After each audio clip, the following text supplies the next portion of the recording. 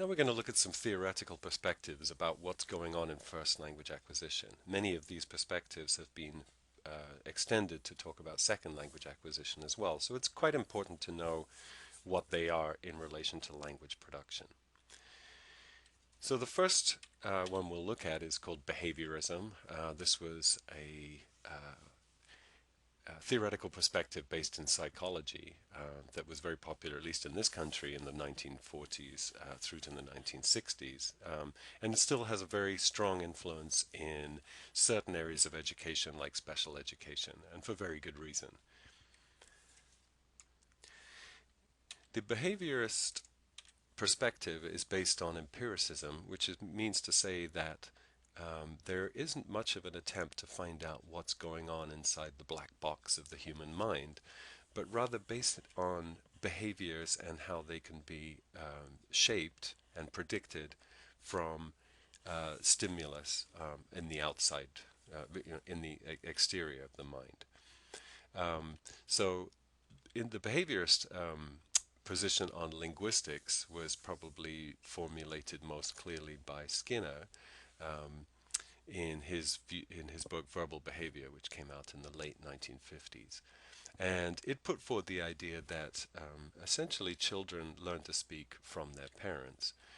They start with a blank slate. In other words, there's no sort of pre-existing language specific modules in the brain, but all children have a very good learning apparatus, which can be trained through positive reinforcement and negative reinforcement, which in the case of language acquisition is praise. So if a child says water correctly, the parents will go, "Yeah, you said it, well done." And that will encourage the child to keep saying it that way.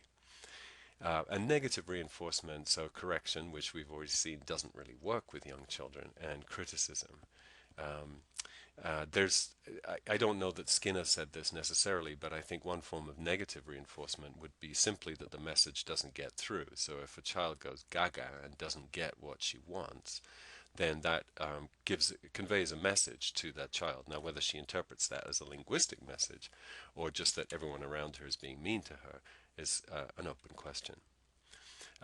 You will have all heard of Pavlov's experiments with dogs and salivating.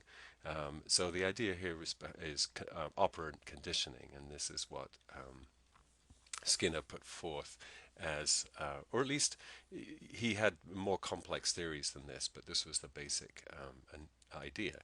And the question of how children's language becomes more complex was basically through analogy. So we'll look at that in a minute, but basically what that means, if we say the car is red and the car is blue, then we know that we can put a color word there, and by analogy we can say the car is magenta or silver or fuchsia.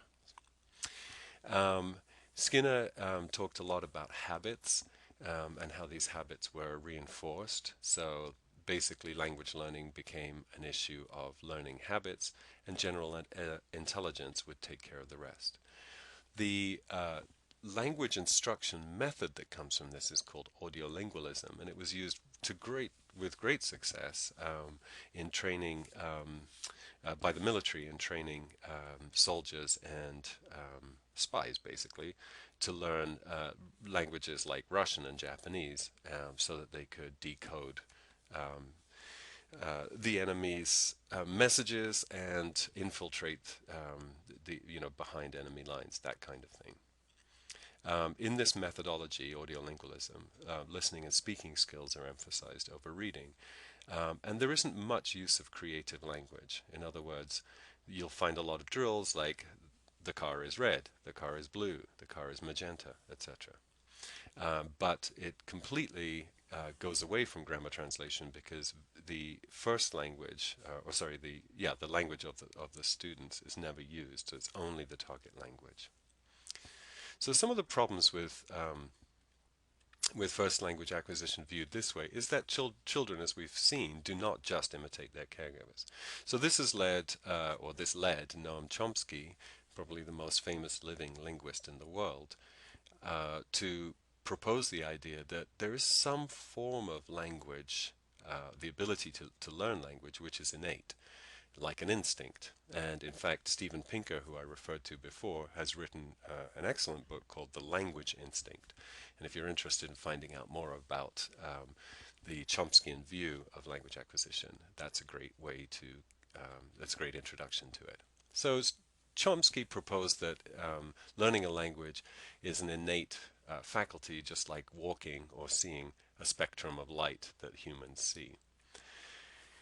He proposed that children have a language acquisition device, which he called a part of the mind, which was dedicated to language acquisition. He went a little further than that to say that if all children are capable of learning language so quickly, they must have some preloaded software, which he calls universal grammar.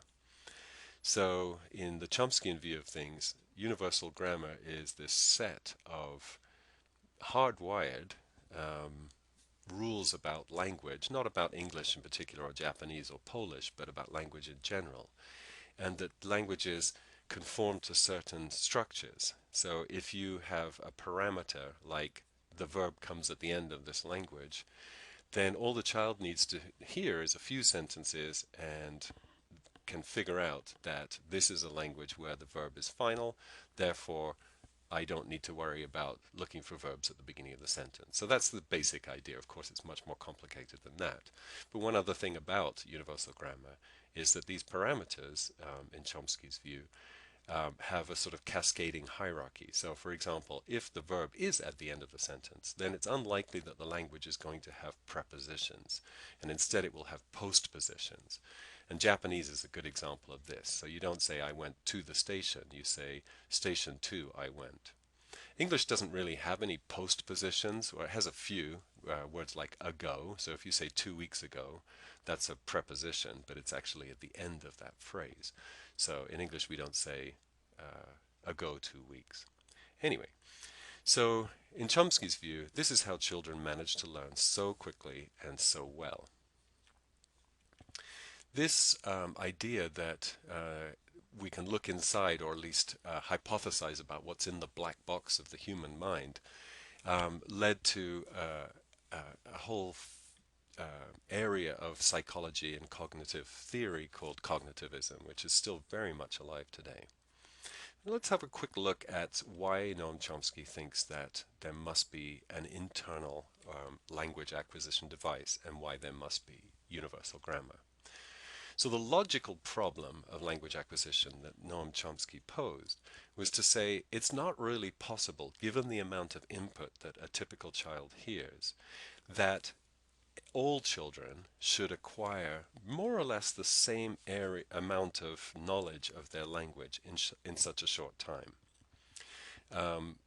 So he referred to what he called the poverty of stimulus. So um, he talked about how mothers specifically, and this is a quote, use a language, a kind of impoverished form of the language called motherese. In other words, not full sentences, they don't finish their thoughts, etc., etc. And he said because of that, the poverty of that language, the stimulus that children are receiving, it's kind of magical that they would be able to learn and understand um, the full spectrum of language in the way that they do. And that's why there must be some kind of innate mechanism going on. Before I talked about universal grammar, and the universal grammar with its parameters and settings is what Chomsky referred to as deep structure. So it's very much in a language of its own. Sometimes Pinker calls it mentalese. And that structure gets transformed up to a surface structure. So, for example, in deep structure, most universal grammar or transformational grammar people would say the passive I was seen is the same deep structure as the active I saw. But in a transformation that brings it up to the surface structure, that's when the different superficial form appears. One other very important distinction made by Chomsky is the difference between competence, which is what you know intuitively about a language based on your universal grammar and the local instantiation of it, versus how the language that you can produce or understand, which is performance. And Chomsky makes a distinction between those two things. From all of this comes the idea that language acquisition is a developmental thing. It grows in lots of different ways. It's not just a case of imitation. And we have the very useful concept of interlanguage, which was proposed by Larry Selinker in the early 70s based on Scott Pitt-Corder's work. And the idea of an interlanguage is that between knowing nothing of a language and having target-like competence in that language are various stages that your language goes through as it grows and develops. And this is a very useful term for us to look at learners, and even though we can't pinpoint what exactly, what stage any particular learner is in very readily, it's still a useful concept to be able to say, this is the stage they're in. So it's more like a gaga stage than a water stage. So moving on to have a look at the contribution of cognitivism. First of all, obviously children aren't a blank slate if they come preloaded with a language acquisition device and universal grammar. They don't learn from their parents, but they do speak their parents' language. And then one of the things that Chomsky famously used to, I don't really want to say the word demolish Skinner's argument, but that's kind of what happened historically, even though Skinner had some very, very useful views about how language acquisition works. But after Chomsky published his review of Skinner's book in 1957, the whole behaviorist approach to it became very much not accepted in the linguistic world in the United States. But here's one of the arguments. Analogy just doesn't work. So here's an example of analogy. I ate the cookie, and we can say I ate it. We can put a pronoun at the end instead of the noun phrase the cookie. So that works. But what if we said I put the cookie on the plate, and instead of the cookie on the plate we put a pronoun and we say I put it? That doesn't work. Now why doesn't it work? Because there's more information about that verb put that is missing from the sentence I put it. So that tells us a lot. It tells us the cookie on the plate is not describing where the cookie is. No, it's telling us where you put the cookie. So there's three elements to that. You have the verb put, then you have an object, the cookie, and then we have where we put it. And we need to have that where. Otherwise the verb put is not complete. Now, nobody explains that to a child. And it's not possible to just get it by analogy. Well, that's Chomsky's argument anyway. Chomsky's argument is a very psychological argument, obviously.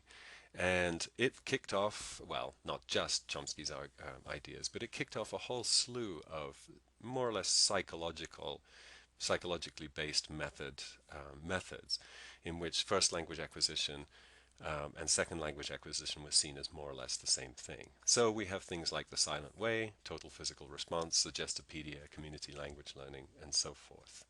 So this period from the 1950s to the present has been an explosion of language methods based on these kinds of ideas.